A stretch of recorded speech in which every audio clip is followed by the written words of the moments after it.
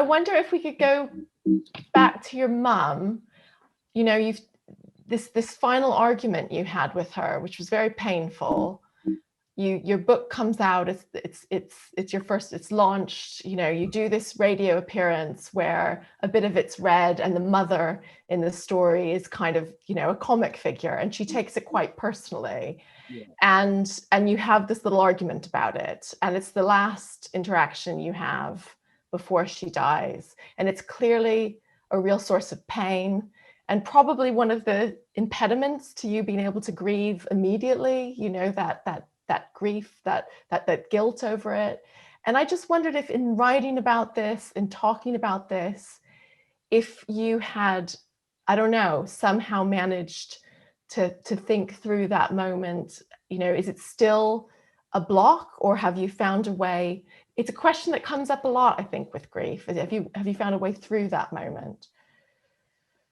Yeah, I think for the longest time, I felt like my relationship with my mum was frozen at that point, frozen in that argument, that unresolved argument.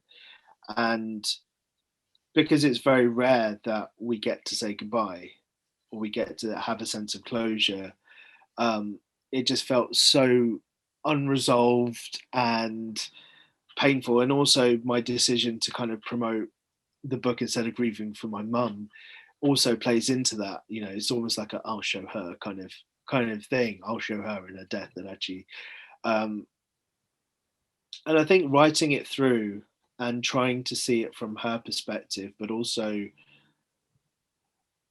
trying to remember that our relationship was one of that was just how our relationship was, and that's okay. It was a very real moment. She doesn't, she didn't, sure, she felt exposed in that moment, and it, you know, this is a prime example of what happens when something is taken out of context. Yeah. And she hadn't actually read the book. But for so long, I felt guilty that maybe subconsciously I had satirized her or made fun of her in some way. And it took me a long time to realize that probably had. That's okay. But it can still be loving as well, you know, that I think we all have. Well, that was my journey, was to kind of Yeah. understand that I had done it in a loving way and not in a mean way, and she had taken it to be mean spirited, and I didn't want her to die thinking that I was mean spirited. Yeah. I wanted her to think that I was a good person, because I want to think that I'm a good person. And so much of my validation is wrapped up in what my mum thought about me. Yeah. And have you ever done anything? This is just me being curious, really. A lot of people, when they have these moments, they'll write a letter to the person who has died. They'll say what they want to say. I think one of the things that's quite painful is the way the conversation is just stopped.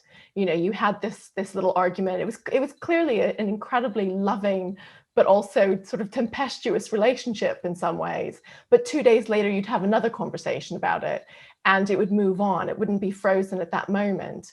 And the book in some ways allows you to have this conversation with your mom sort of beyond that. But I wonder if you've done other things like that. Yeah, but I'm gonna keep that in my heart, I think. Yeah. No, that's absolutely fine. Yeah. But that makes perfect sense. It's your relationship. But it was nice to see the way, in talking to your daughter, you seem to also be talking to your mom and creating that relationship, and that kind of carries on, you know, past that moment. And you get the sense of the deep love between the two of you, as well as the daily irritation, you know, like all family members. And that you can't think of a relationship as that one argument or fight. It's so much more than that, isn't it? Yeah, it's so funny. I think a lot about what's happening at the moment and COVID, that I, you know, much as I really miss my dad and I really miss my sister, the reality is if we saw each other, they'd probably annoy me within 5 minutes. But I almost miss that annoyance because there's something so normal and quantifiable and everyday about that annoyance. And the other thing that I've been thinking about a lot recently, and I think more and more people are starting to talk about this, is, the big thing that I think we are not addressing at the moment in COVID times is our grief. Um, I think for so many of us, I had three uncles in my extended family die from COVID, and one during COVID, but not for COVID reasons, which was sorting on the number there, um, in the last year. And I haven't grieved for them because I just haven't experienced the physicality of their death. I haven't spent time with their children. I haven't, we prayed on Zoom and we attended a webcam funeral, but I think there's something so physical about grief, um, that sort of proximity to other people who are going through things, and I think that's why I needed to write this out in Brown Baby, because I felt isolated for a long time in the aftermath of my mum's death because I wasn't at home grieving. I was out Yeah. distracting myself, doing events, um, traveling around, hanging out with writers, having cool writer conversations, and all the rest of it. I wasn't at home doing the stuff that I needed to do, and so it was all just put on hold for a really long time, um, to the point where I didn't grieve for my mum in any physical way.